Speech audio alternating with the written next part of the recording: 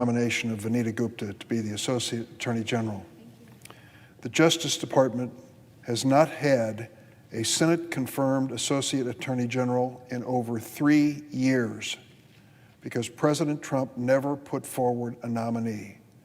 The number 3 position in the Department of Justice has been virtually vacant of a Senate-confirmed nominee for 3 years. That position, by definition, oversees the department's civil litigation components. This is no small deal. It's a big deal. The Department of Justice needs and deserves to have full leadership in place. Vanita Gupta will be the first woman of color and the very first civil rights attorney to serve as Associate Attorney General. This historic nominee is also exceptionally well qualified. She's a veteran of the Justice Department. She has a proven record of working across political and ideological lines to uphold the rules of law in a nonpartisan fashion. I don't believe President Biden could have picked a better nominee. Vanita Gupta first joined the Justice Department shortly after the shooting death of Michael Brown by a police officer in Ferguson, Missouri. I remember it. I'm sure many of my colleagues do as well. It was a difficult moment for many.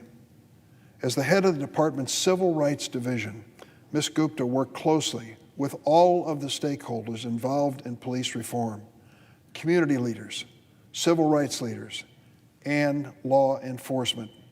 Not only did Ms. Gupta implement meaningful reforms in Ferguson, Missouri, and other cities, but she did so by helping to repair the relationship between law enforcement and the communities they serve. Can you think of a better qualification at this moment in time in our history? Sadly, in recent days, our nation has been rocked by controversial police shootings. Vanita Gupta is exactly the type of person we need at the Justice Department at this very moment. One strong piece of evidence is the incredibly broad range of support her nomination has received. When you say the word civil rights lawyer, you say, oh, way off on the left, I'll bet she's out of touch with reality. Not so. It's not just the civil rights groups that support her. Her nomination has the support of virtually every major law enforcement organization in the country. I want to repeat that because in the ensuing several hours when we will discuss the discharge of her nomination, there will be assertions made which do not acknowledge the obvious. Vanita Gupta has the support of virtually every major law enforcement organization in the country, including the Fraternal Order of Police, the National Sheriff's Association, the Major Cities Chiefs Association, and the International Association of Chiefs of Police, just to name a few. I could read numerous quotes from law enforcement groups praising Ms. Gupta. I'm going to read one. In a letter to the Senate, David Mahoney, president of the National Sheriff's Association, here's what he said. I strongly believe that Ms. Gupta is exactly the type of leader needed in the Justice Department today. She possesses immense credibility among law enforcement leaders and community leaders. Immense credibility with both law enforcement and community leaders. Isn't that exactly the type of person we need in the Department of Justice at this moment in history? Comes as no surprise when you look back on her background. Throughout her career, Ms. Gupta has worked across the partisan divide, forming broad coalitions to get things done when people said it was impossible. A great example of this is criminal justice reform. Over a number of years, Vanita Gupta partnered with numerous conservatives, certifiable, reported conservatives. Let me give you a couple names. Grover Norquist, Mark Holden, the former general counsel of Koch Industries. These efforts helped lay the groundwork for the passage of the First Step Act, a bill which I worked on with Senator Grassley, Senator Lee, Senator Whitehouse, Senator Cornyn, a number of Democrats, Cory Booker included. We put together a bipartisan bill signed into law by the President of the United States. Vanita Gupta was part of that effort. She knew how to put Republicans and Democrats at the table and come up with a reasonable compromise. Isn't that exactly what we need at this moment in history? The Judiciary Committee has received so many letters from Republicans supporting Ms. Gupta's nomination, I only have time to scratch the surface. Former Republican Congressman Tom Coleman, who I served with in the House, put it very well. You see, he represented Missouri's 6th congressional district for 16 years. He understood the challenge of Ferguson, and he understands the record of Vanita Gupta. Here's what he wrote. Ms. Gupta is a person who seeks the common good without concern for partisan gamesmanship.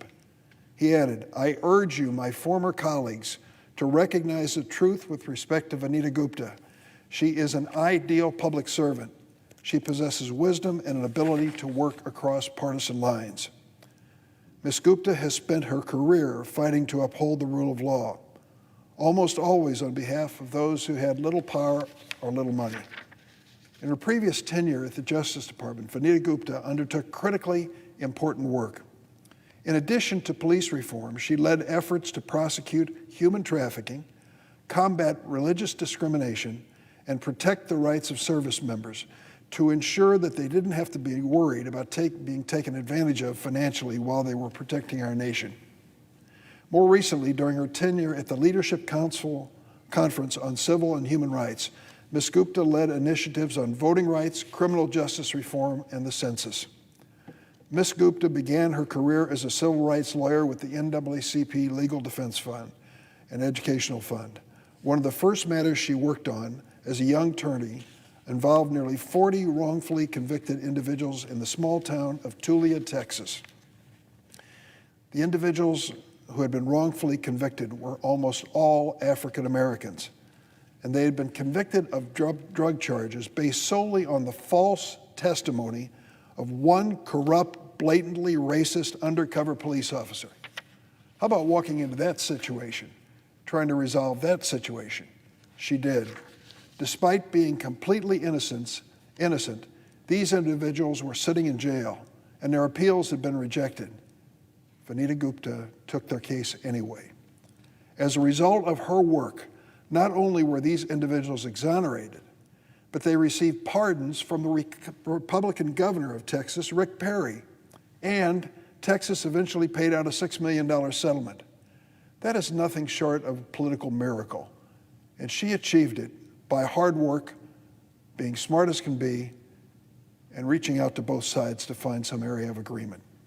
Ms. Gupta's commitment to ensure the equal protection of the law has been praised by Republicans and Democrats alike.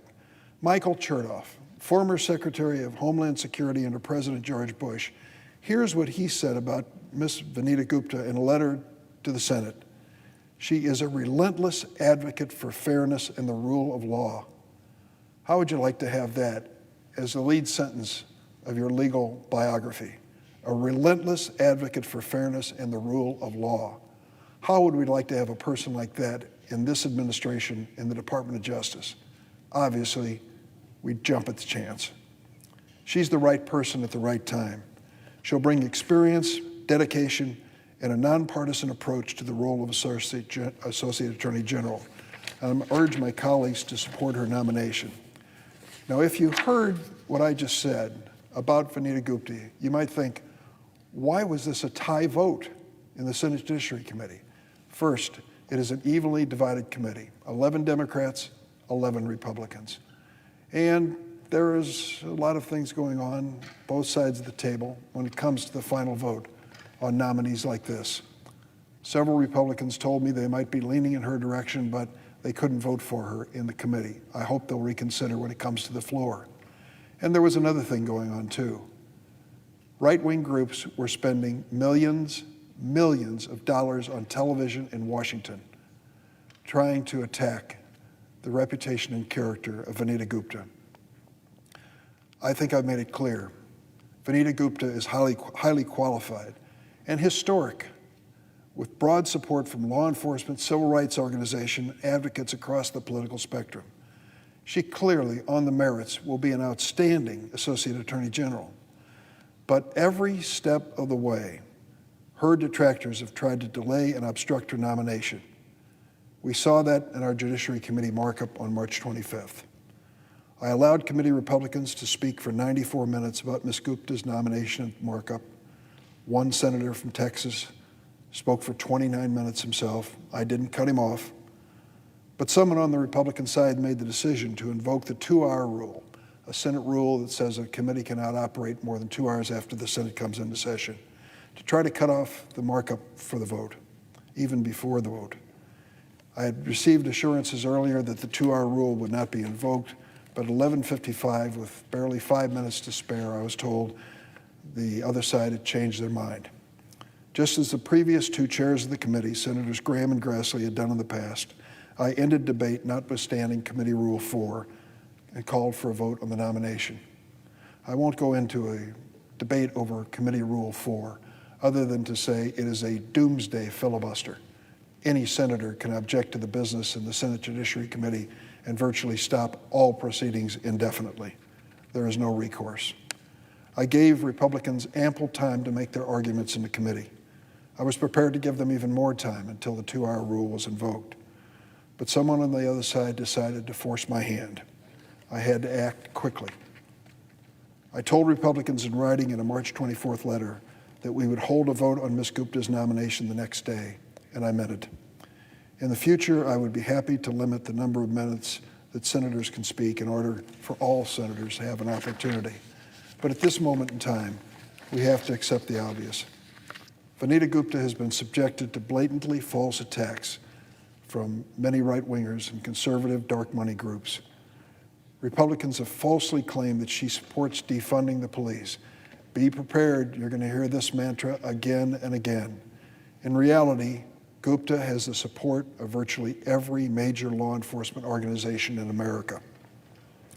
Republicans have made false claims about Gupta's position on drugs. For example, the senior senator from Texas alleged that Gupta previously advocated, quote, all drugs should be legal. In reality, Vanita Gupta has never advocated that all drugs should be legal. As a senior senator from Texas knows, Gupta did write 9 years ago that she favored decriminalizing the simple possession of small amounts of marijuana and other drugs. Take a look at what we've done with sentencing and drug crimes in America, even under the Trump administration.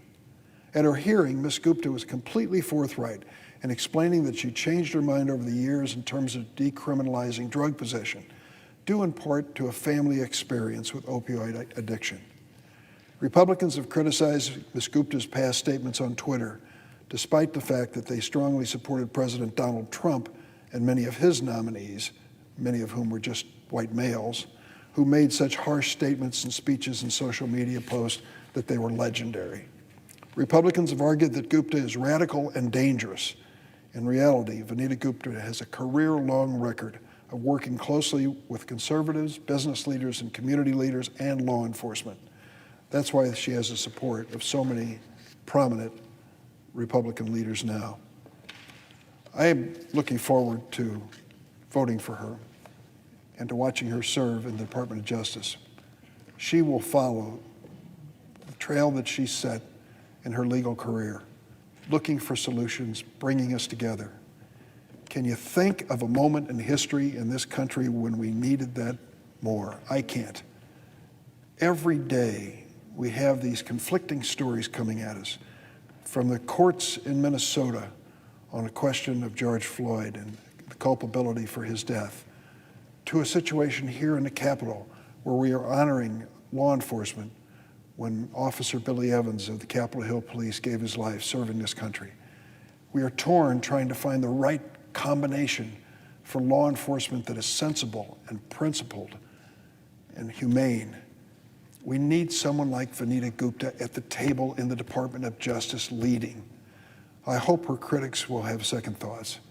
Give this outstanding woman an opportunity to serve her country even more than she has in the past. Mr. President, I yield the floor.